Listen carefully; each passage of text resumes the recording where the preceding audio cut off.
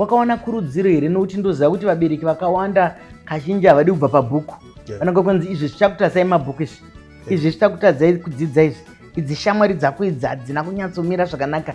Hauna kuwana here izvozvo mukati muupenyu?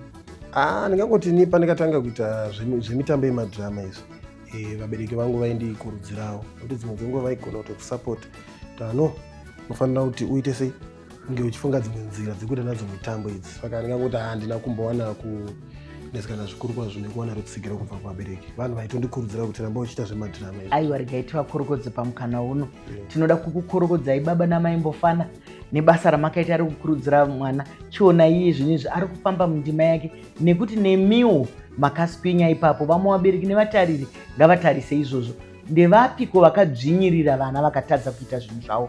Saka kana makambodzvinyirira mwana muchiona pane zvaanogona, dzokerai mumashure munomusumudzira aite zvaanoda kuti aite.